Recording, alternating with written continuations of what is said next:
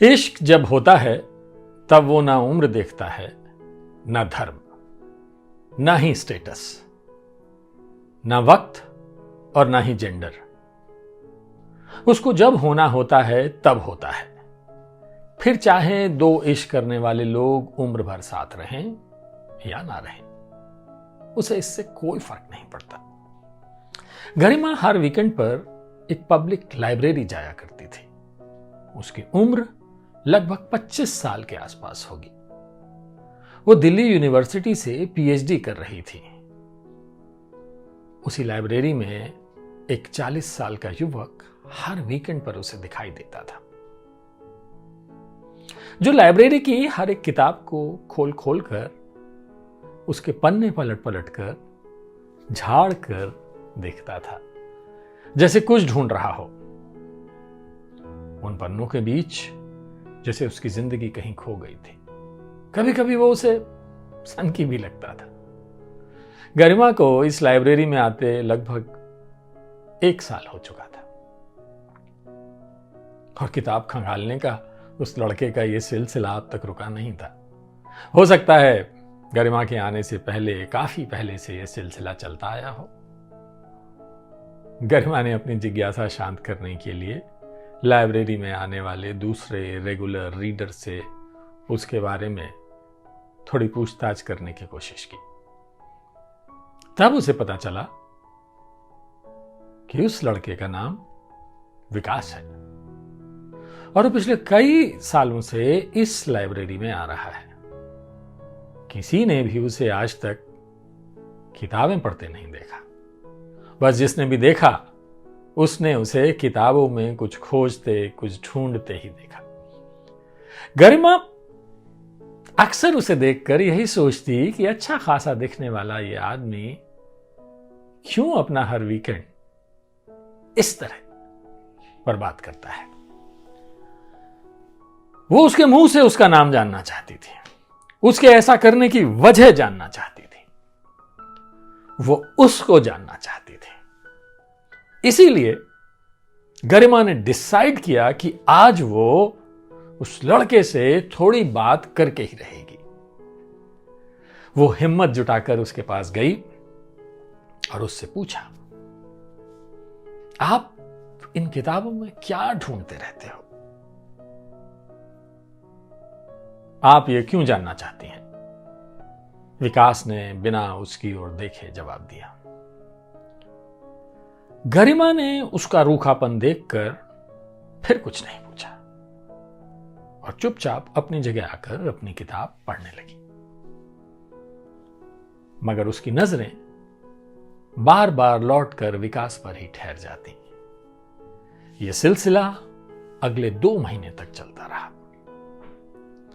अब विकास भी जान गया था कि गरिमा का ध्यान पढ़ने से ज्यादा उस पर होता है। गरिमा को देखकर अक्सर उसे अपना वो वक्त याद आता था जब वो गरिमा की ही उम्र का था और अक्सर इसी लाइब्रेरी में आया करता था। किताबों के अलावा उसके पास लाइब्रेरी आने की एक और एक बेहद खास वजह थी। इसी लाइब्रेरी में उसने यानी विकास ने उसको पहली बार देखा था। वो यहां एक लाइब्रेरियन थी, लाइब्रेरियन का काम करती थी और उम्र में विकास से वो तकरीबन 10 साल बड़ी थी। उसका नाम था सुमन। सुमन का पति एक रोड एक्सीडेंट में मारा गया था। इस बात को 8 साल बीत चुके थे। तब से सुमन अकेली थी। विकास अक्सर वहां अपने लॉ केस के संदर्भ में रिसर्च करने आया करता था। सुमन उसको पहली नजर में ही अच्छी लगने लगी थी, लेकिन उम्र का एक बड़ा अंतर होने के कारण उसने सुमन से कभी कोई बात करने की कोशिश नहीं की। पर वो छुप छुप कर उसको जरूर देखा करता था। कई बार उसकी नजरें सुमन से टकरा भी चुकी थी। सुमन भी यह बात जानती थी कि विकास उसे चोरी छुपे देखता है। एक दिन बारिश बहुत हो रही थी। सुमन लाइब्रेरी से जैसे ही बाहर निकली, विकास अपनी जैकेट से उसको कवर करते हुए बोला, यहां से ऑटो मिलना मुश्किल है, शायद आगे जाकर मिल जाए। सुमन ने कुछ नहीं कहा और विकास के साथ साथ चलने लगी। आगे जाकर ऑटो मिल गया और सुमन उसमें बैठकर चली गई। दोनों ने आपस में कोई बात नहीं की, लेकिन विकास के लिए सुमन के साथ के वो कुछ पल किसी दुआ से कम नहीं थे। अब विकास सुमन को देखते हुए छुपने की कोशिश नहीं करता और नजरें टकराने पर मुस्कुरा भी देता था, लेकिन सुमन कभी उसकी मुस्कुराहट का जवाब नहीं देती थी। हां, जब भी लॉ की कोई नई किताब आती तो वो विकास के लिए अलग से निकाल कर रख देती। सुमन को जब कभी सर्दी जुकाम होता तो विकास उसके लिए दवाई ले आता था। तब सुमन उसे हल्के से मुस्कुराकर उसका शुक्रिया अदा कर देती थी। सुमन को याद करते करते विकास की आंखों में आंसू आ गए। कोई देख ना ले इसलिए उसने उनके बहने से पहले ही उन्हें पोंछ लिया। 6 बज चुके थे, लाइब्रेरी बंद होने का वक्त हो चुका था। वो बाहर निकला तो देखा बहुत तेज बारिश हो रही है। उसको, विकास को लगा कि जैसे वक्त खुद को दोहरा रहा है। पार्किंग लाइब्रेरी से थोड़ी दूर थी। जब तक वो वहां पहुंचता पूरी तरह भीग जाता। उसे अब बारिश में भीगना पसंद नहीं था। अब वो क्या करे, ये सोच ही रहा था कि गरिमा छाता लेकर उसके पास आ गई। उसने कहा, चलिए मैं आपको पार्किंग तक लिए चलती हूं। विकास गरिमा को देखता रहा और सोचता रहा, ये क्या हो रहा है? क्या इस तरह इस कदर इतिहास खुद को दोहरा सकता है? गरिमा ने जब दोबारा उसको पार्किंग तक चलने को कहा तो विकास ने जवाब दिया, नो थैंक्स। गरिमा फिर भी नहीं मानी और बोली, पार्किंग तक ही चलने को तो कह रही हूं, जीवन भर का साथ तो नहीं मांग रही। विकास उसकी बेबाकी पर हैरान हो गया था। इससे पहले गरिमा कुछ और ऐसा बोले जो उसे नहीं बोलना चाहिए, विकास उसके साथ चुपचाप चलने लगा। विकास को पार्किंग तक छोड़कर गरिमा जब ऑटो ढूंढने जाने लगी तो विकास ने कहा कि वो जहां जाना चाहती है वो उसे छोड़ देगा। गरिमा को तो जैसे ऐसे ही किसी मौके का इंतजार था। वो फौरन उसकी गाड़ी में जाकर बैठ गई। गरिमा की कोशिश करने पर भी जब विकास ने उससे बात करने में कोई इंटरेस्ट नहीं दिखाया तो गरिमा ने म्यूजिक चला दिया। म्यूजिक चलने पर विकास ने कहा तो कुछ नहीं, लेकिन उसके चेहरे के भाव बता रहे थे कि उसे म्यूजिक सुनना कतई पसंद नहीं है। गरिमा ने उसका चेहरा पढ़कर म्यूजिक बंद कर दिया। अब उसे विकास और उसके बीच की खामोशी अच्छी लग रही थी। जितना विकास उससे दूरी बना रहा था, गरिमा को मन उतना ही उसके नजदीक जा रहा था।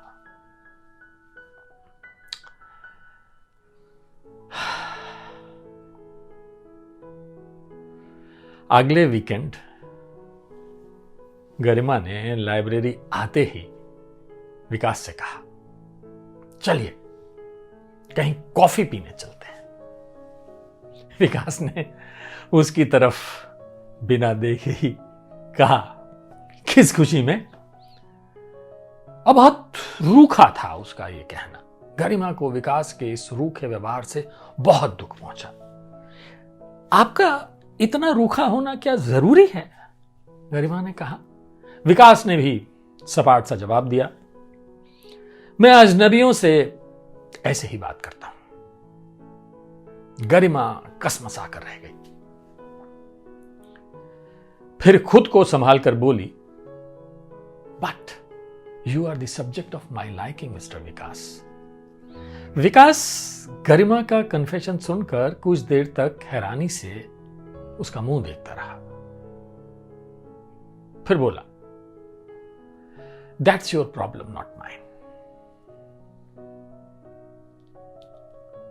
गरिमा पहले से जानती थी कि उसके कन्फेशन का जवाब ना ही होगा, लेकिन उसे जो सबसे ज्यादा चुभ रहा था वो थी विकास की बेरुखी।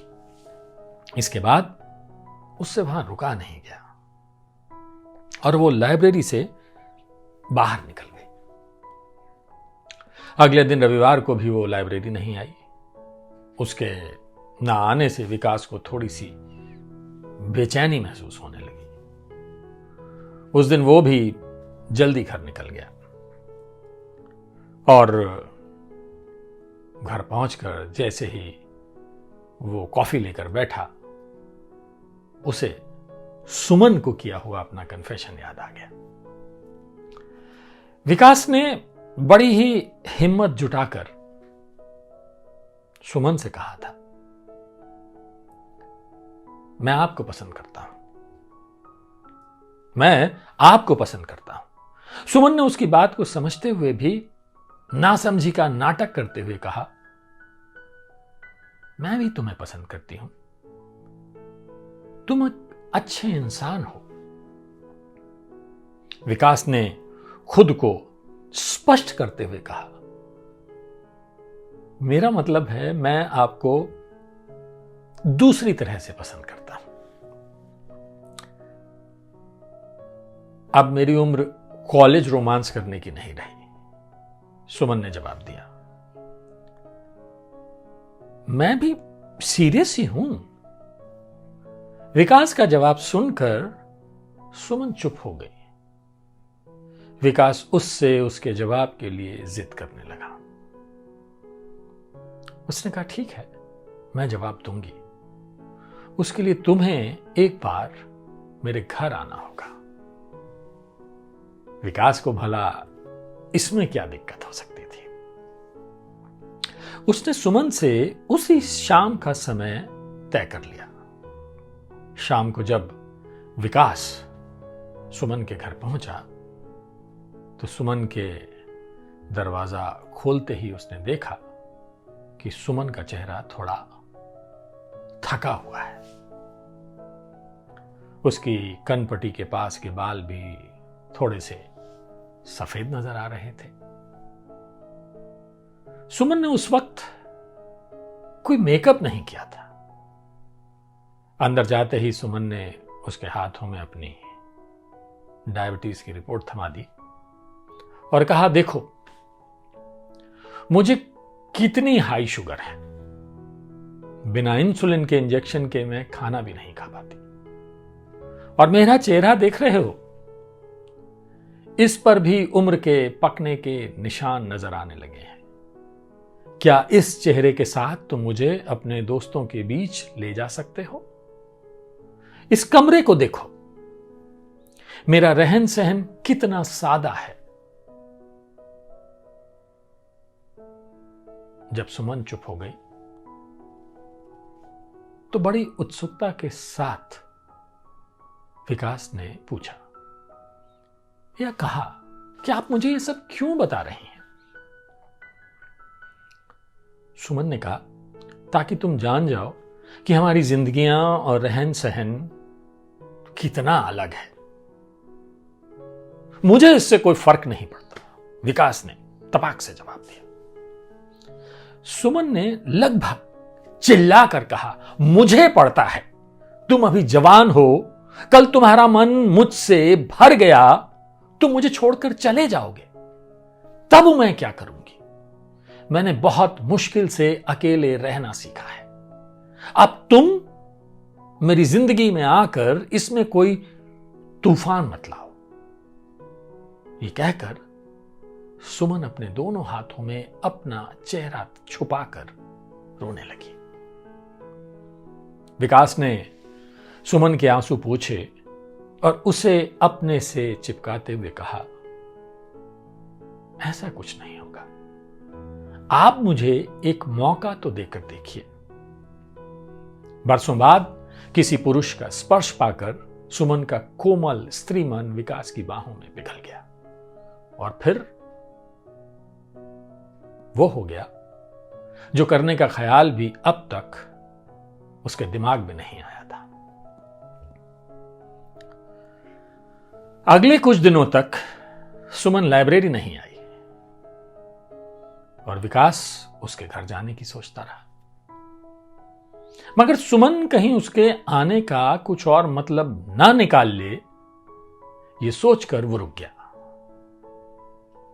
कुछ और दिन सुमन नहीं आई तो उसने लाइब्रेरी के ऑफिस जाकर उसके बारे में पूछताछ की।